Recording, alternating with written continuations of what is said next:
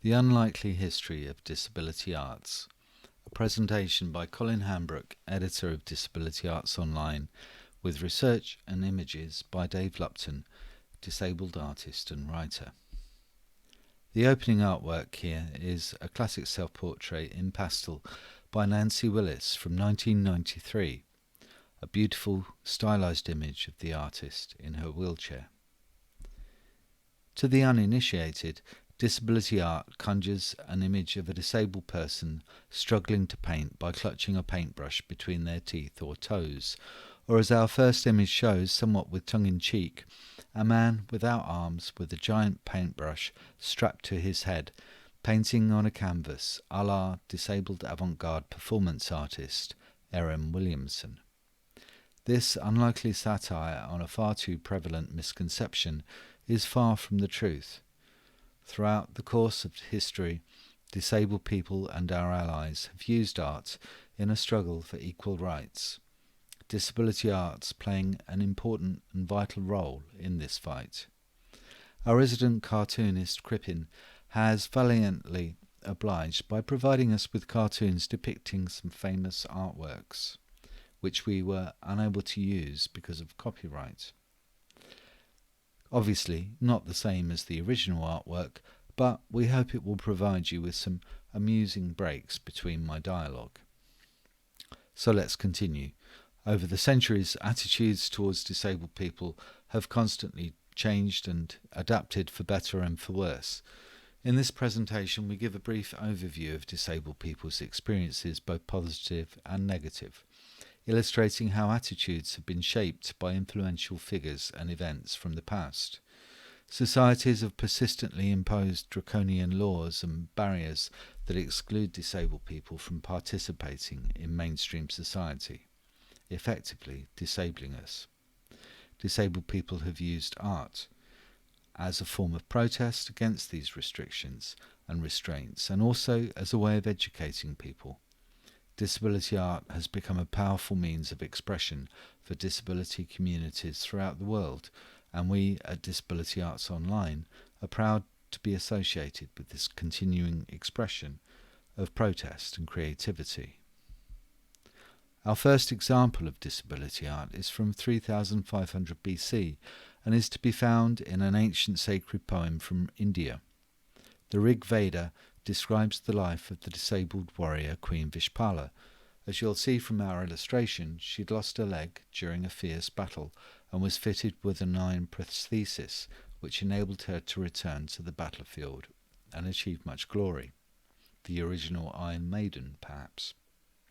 Thanks are due to American artist Jason Porath, who kindly gave us permission to use his image.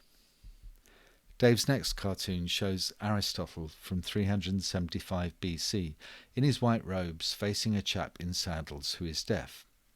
Aristotle wrote that those born deaf become senseless and incapable of reason. Another misconception that has been carried through into modern times, explaining why deaf people have often been categorized as being learning disabled, with the consequent limitations that our societies have imposed upon them.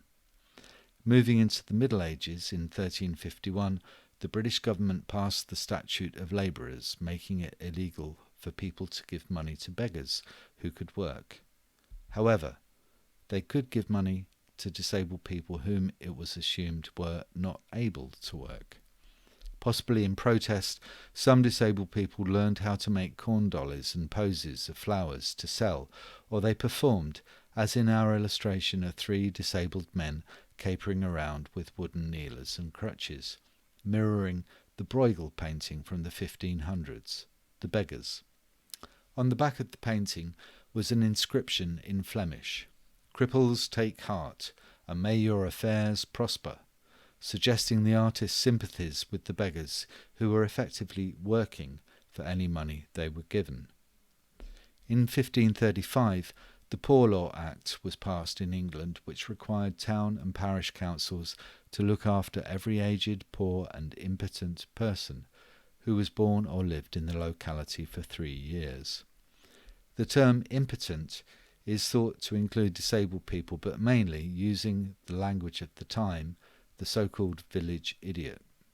This was funded by donations encouraged by the church amongst its parishioners. During the 1600s, little was done to change people's attitudes towards disabled people, as this next illustration, again taken from the original medieval painting, demonstrates. A mentally ill man is having his head shaved and a hole bored into his skull in order to let the devil escape. This was commonplace at this time, with mad doctors being called in whenever anyone acted out of the norm. At the same time in history, a Dr. Isaac Hawes writes in one of his journals, "Maniacs recover much sooner if they are treated with torture instead of with medicine."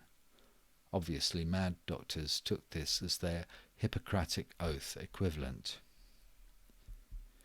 In the 1800s, Vincent van Gogh was one of many artists and musicians who experienced varying degrees of impairment. He had temporal lobe epilepsy as well as bipolar disorder. He was born with a brain lesion which may have been aggravated by his use of absinthe. It's believed that his physician prescribed digitalis to treat his seizures, and as we now know, one common side effect from this medicine is seeing yellow spots. Our cartoon illustrates his famous painting of the sunflowers in a vase. Some historians wonder if this is why Van Gogh loved to use the colour yellow in his art. Ludwig van Beethoven was a German pianist and composer from the same period who was widely considered to be one of the greatest musical geniuses of all time. His personal life was marked by increasing deafness, and some of his most important works were composed during the last 10 years of his life, when he was quite unable to hear. This illustration is an example of the Braille alphabet, invented by Louis Braille in 1819. He lost his sight in an accident when he was 3 and was later sent away to the Paris Blind School and invented the raised point alphabet Braille, which is still in use today. Our next image shows a typical means of sensory deprivation in mental asylums during the 1800s. A man with a box fastened to his head and strapped to a chair. The opening would only allow him to see anything that was directly in front of him. His hearing would also be impaired. Other examples of this practice can be found elsewhere on the web, and an image we wanted to use was of a woman with her head shaved and a birdcage fastened around her forehead and totally enclosing the top of her head. Seed was placed on the top of her head and small birds introduced into the cage to peck at the seed. Ouch. There's no explanation as to why it was thought that this was beneficial. In 1871, the Royal Albert Asylum in Lancaster admitted its first patients. It was one of only 4 regional institutions in England set up to care for and educate children with learning disabilities. At this time, legislation such as the 1845 Lunacy Act was unclear about the distinctions between learning disability and mental illness. This image shows examples of sign language, which we now accept is the language of deaf people. However, in 1880, the Second World Congress to improve the welfare of the deaf and blind decided to promote oral instruction over sign language. In addition, the first International Conference of Deaf Educators held in Milan declared that oral education is superior to manual education, or sign language, and passed a resolution banning the use of sign language in schools. Schools in Europe and the USA switched to using speech therapy without sign language in education for deaf people. In 1886, the Idiots Act allowed local authorities to build separate asylums for intellectually impaired patients. It also attempted to clarify distinctions between so-called idiots, imbeciles, and lunatics. In the 1880s, deaf people formed the British and Deaf and Dumb Association to protect and promote British Sign Language, BSL. A steering group was set up to establish the constitution, including 6 deaf men and 6 hearing men. There were objections to the inclusion of the word dumb in the organisation's title, though the name lasted until 1970. In 1910, as a strong believer in eugenics, which had been formalised as the Eugenics Education Society in 1907, the then Home Secretary, Sir Winston Churchill, favoured the confinement, segregation and sterilisation of so-called feeble-minded people, despite the fact that he personally experienced bouts of depression throughout his life. As our illustration shows, he managed his illness by painting landscapes and still life pictures to ward off the black dog, the term he used to describe his experience of depression. It's doubtful he ever viewed himself as a disabled person, despite evidence of his mental illness. In 1913, the Mental Deficiency Act categorised people with learning disabilities and mental health issues as idiots, imbeciles, feeble-minded or moral defectives. Gradually, as this illustration shows, unmarried mothers began to be placed in this moral defective category too, often pregnant as a result of abuse by their masters, the very same men who made the law. By 1918, the First World War had heightened awareness of physical impairment issues. Over 1.5 million people had lost limbs, were blinded, became deaf or suffered severe mental trauma or brain damage during the 4-year conflict. Our illustration represents 2 disabled soldiers who have lost legs, one in a wheelchair and one using crutches. People who suffered shell shock were classed as mentally ill, but were only considered for relief from duty if they were affected severely enough. As documented in Pat Barker's excellent Regeneration series of novels, only those men from an officer class were sent to an institution. Here we have an old photograph of the 1920 March of Blind Workers. Their banner reads, "Not charity, but social justice." Partly bowing to pressure from the march, the government supported the Blind Persons Act, which required local authorities to register blind people and make arrangements for their welfare. This is one of many photographs held by the Greater Manchester Disabled People's Archive and included with their kind permission. In the same year, Italian neurologist Ugo Cerletti developed electroconvulsive therapy, ECT, convinced that induced convulsions were useful for the treatment of so-called schizophrenia and other mental illnesses. This newspaper clipping of the time shows him and an assistant demonstrating the equipment. This tortuous practice is still in use today. In 1944, the Disabled Persons Employment Act set up a quota system requiring employers with 20 or more employees to ensure that at least 3% of their workforce were disabled people. In 1948, the National Health Service, or NHS, was founded. The first Stoke Mandeville Games were held in 1949, later commonly regarded as the birth of the Paralympic movement.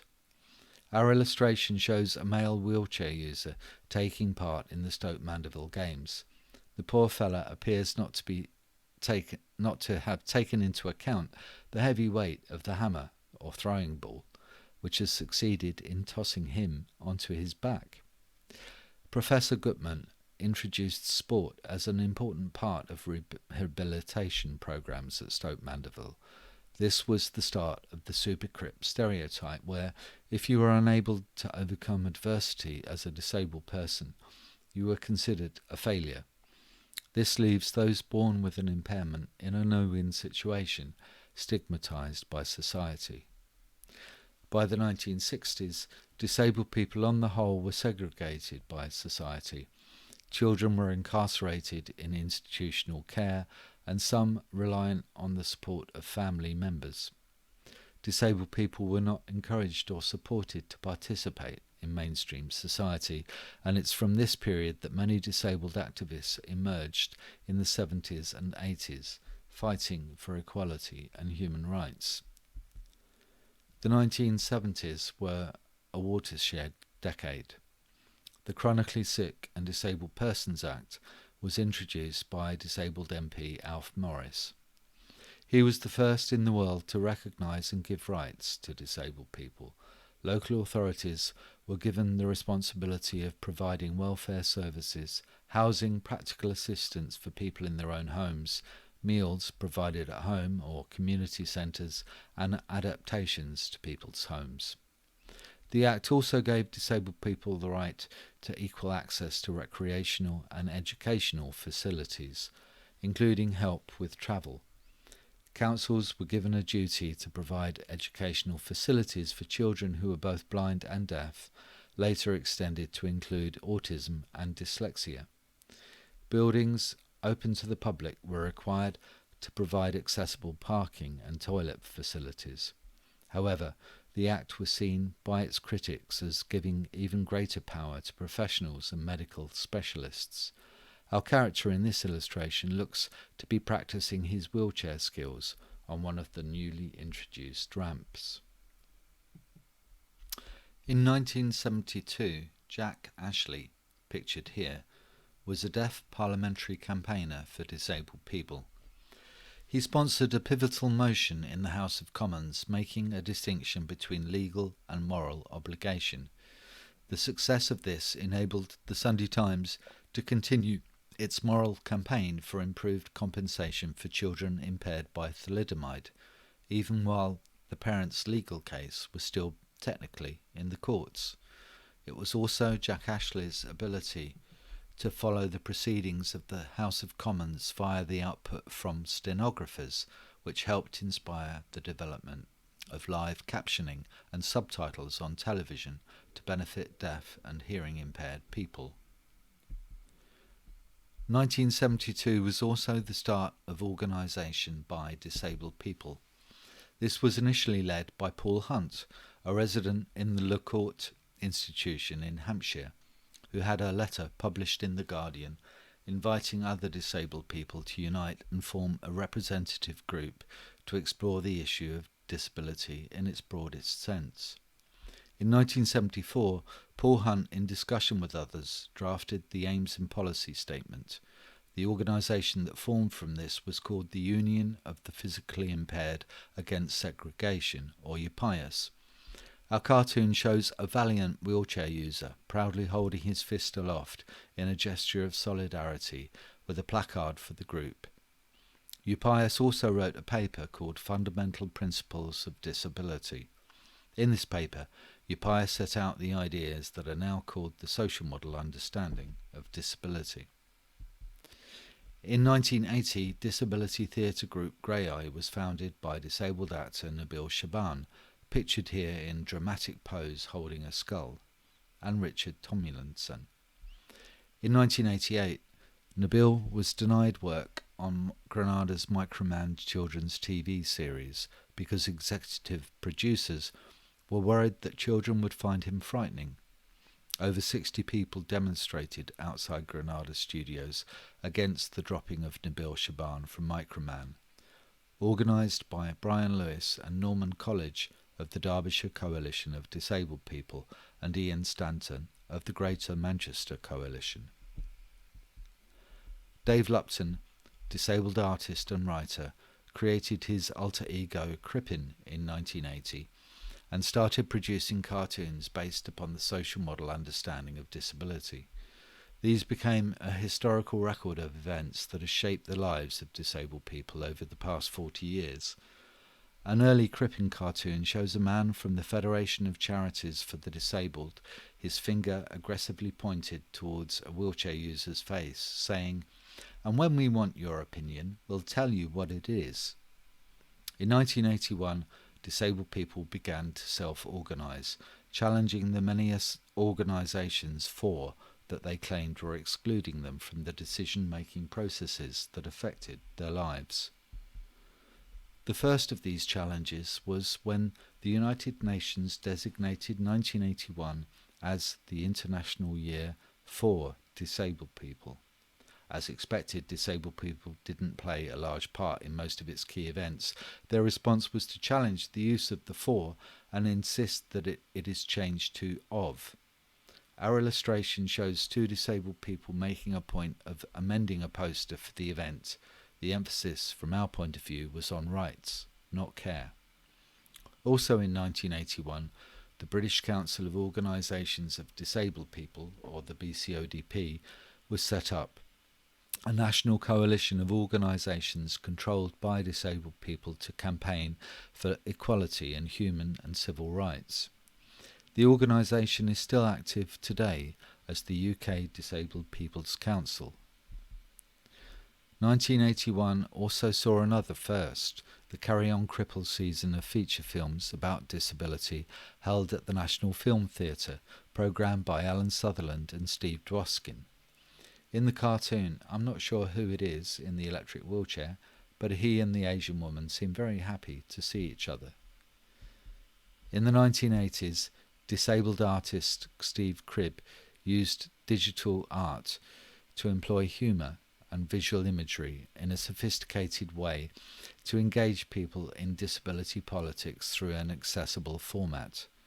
The photo shows Steve with one of his artworks on a gallery wall and explains that he was one of the first artists to use digital technologies, although the floppy disks that originally stored them are now unreadable.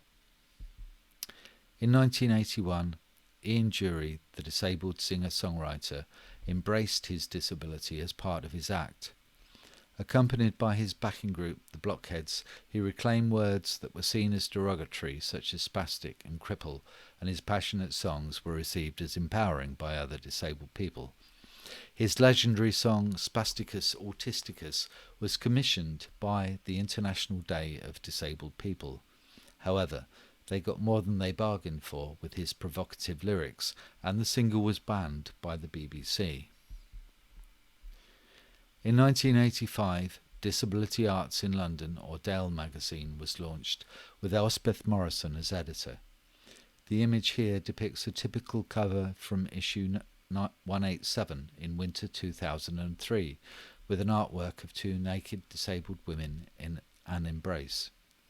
This magazine initially reported on disability arts events around the London area, but very soon began to cover events around the country and provided a voice for disabled artists who were turning to their art to protest against the discrimination they faced within society. Later editors were Kit Wells and myself, Colin Hambrook.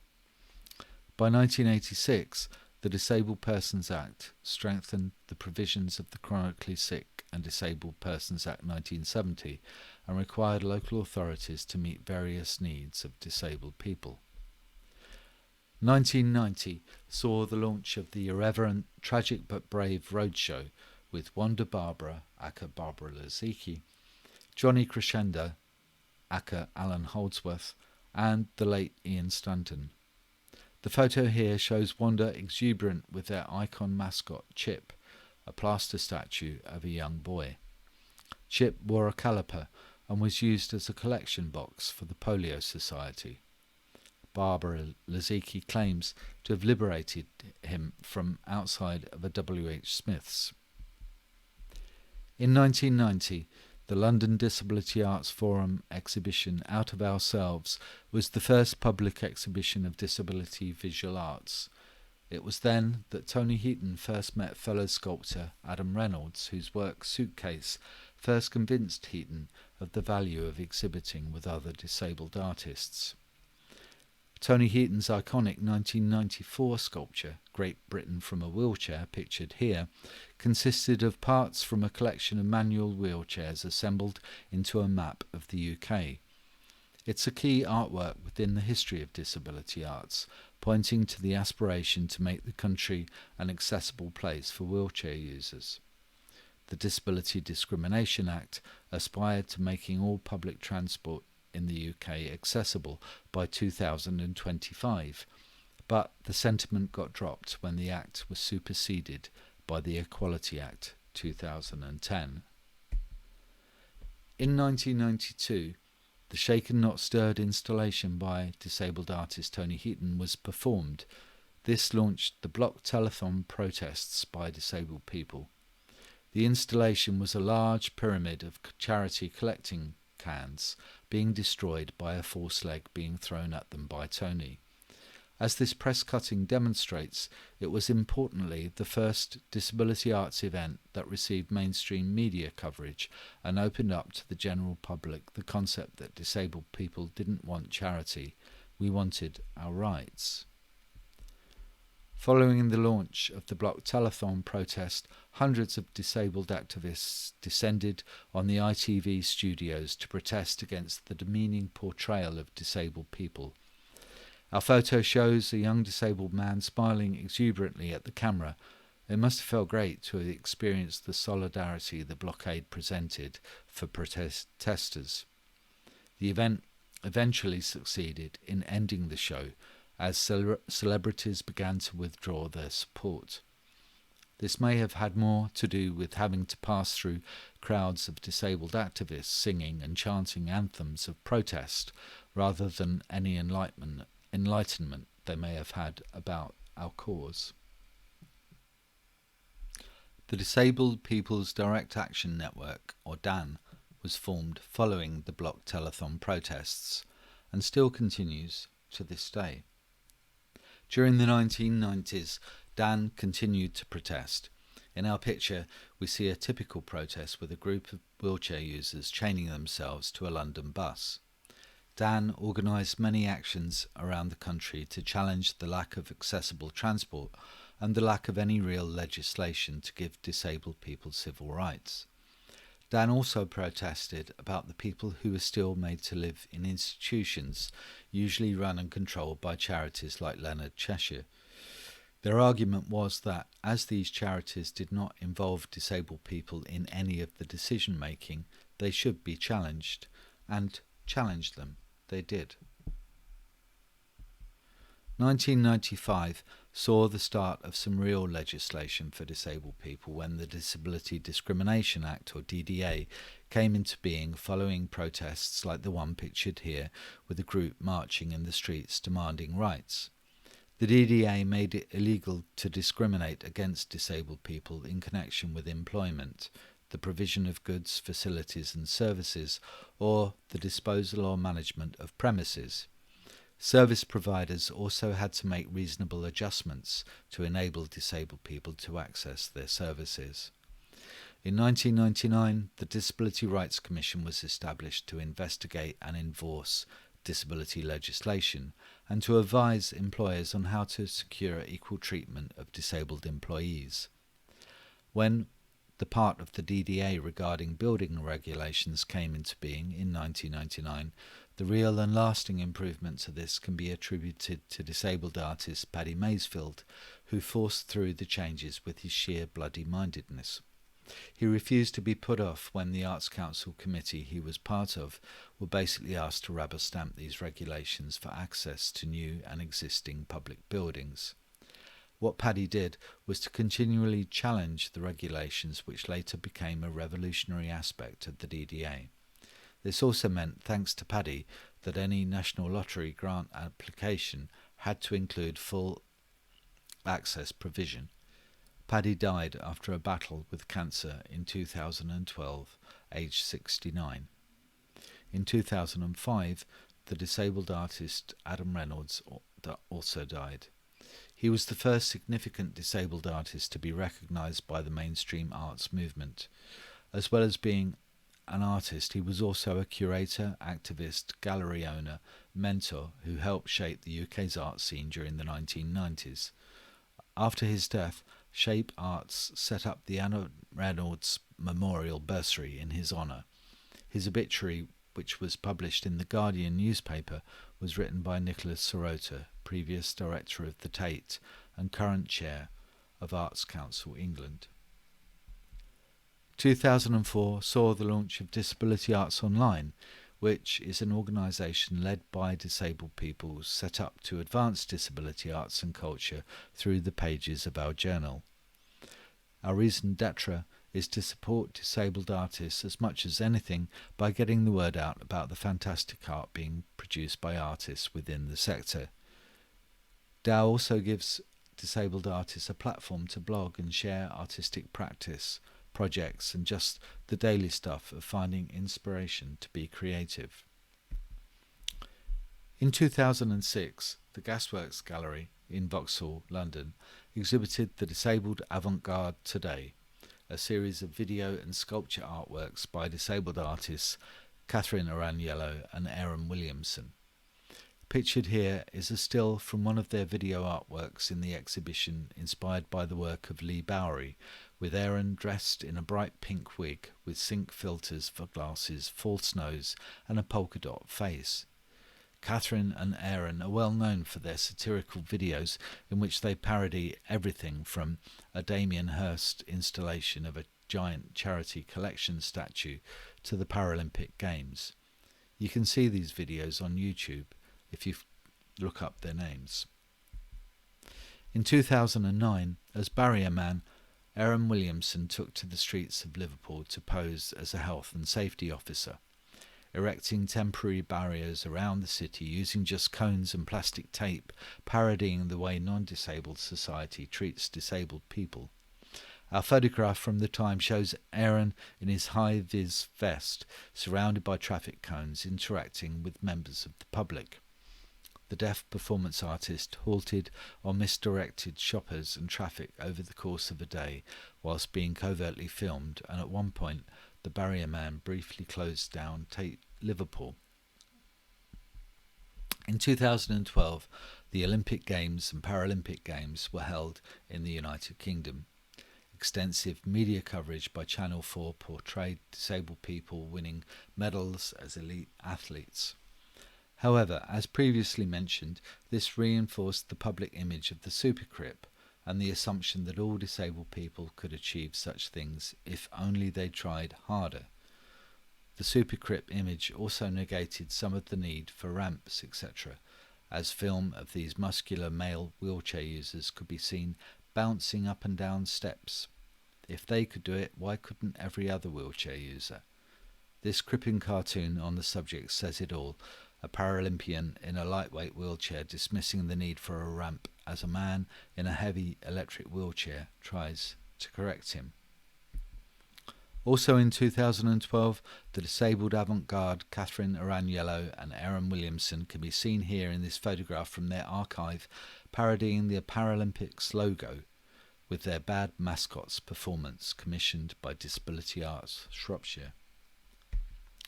Here we can see Catherine Araniello parodying the Meet the Superhumans advert for the Paralympics put out by Channel 4 with her own version, fag in mouth and dressed as a Paralympian bouncing table tennis balls and weightlifting cotton buds. She published several extremely funny videos on this and other issues on YouTube, which are well worth watching. Sadly, Catherine, also known as Sick Bitch Crip, the Queen of Mischief, passed away in February 2019. In 2015, disabled people tried to storm the House of Commons chamber during Prime Minister's Question Time in a last-ditch attempt to save the Independent Living Fund. Our illustration shows disabled protesters carrying placards with the message, "Save the Independent Living Fund." Unfortunately, they were unsuccessful and the fund was closed down. 2018 saw the launch of the National Disability Arts Collection and Archive, or NDACA, a digital archive chronicling the history of disability arts in the UK. Alongside the website, there opened the accessible NDACA research facilities at Buckinghamshire New University, which includes the NDACA Learning Wing and repository of physical deposits. They've archived artwork and installation material from many disabled artists created over the past 40 years or so. Our photograph here is of disabled artist Tony Heaton sitting alongside his wall-mounted iconic 1994 sculpture, Great Britain from a Wheelchair. In 2019, Dolly Sen curated Art and Protest, What's There to Be Mad About, for the Bethlem Gallery in London, situated on the grounds of the Bethlem Royal Hospital, which dates back to 1676. Artworks included her own parody of the charity collecting can, Help the Normals, as shown here, turning the notion of disabled people as objects of pity on its head. She also included banner-sized artworks from a series by disabled artist Vince Laws called DWP Deaths Make Me Sick, which documented the deaths of individual disabled people following the impact of the stringent assessment procedures brought into force by Ian Duncan Smith. Bringing us up to the present time, and 2020 has Anna Berry's curated exhibition Art and Social Change, the Disability Arts Movement, which ran from January to March 2020 at MAC Birmingham. This exhibition, developed and curated by Anna, is the culmination of her placement showcasing her new skills while linking to the wider programme at MAC. Finally, obviously, we weren't able to include many events that have taken place over the centuries relating to disability arts and disabled people. We'd be here for days, but we hope that this gives an idea, and what we've done is to create a downloadable PDF booklet of the full history of disability art, which you'll be able to access from the Disability Arts Online website. In conclusion, we'd like to thank the following people and organisations for permission to use their images for this presentation. A Disability History Timeline edited by Shanaz Ali, the Greater Manchester Disabled People's Archive, Tony Baldwinson, Peter Street, Dolly Sen, Sue Elsgood, Aaron Williamson, Nancy Willis, Nabil Shaban, Tony Heaton, Catherine Araniello, the Disability Benefits Consortium, the UK Disabled People's Council, National Disability Arts Collection and Archive, the Disabled People's Direct Action Network, Alan Sutherland's Chronology of Disability Arts, Disability Arts in London magazine, and Disability Arts Online, as well as Wikipedia.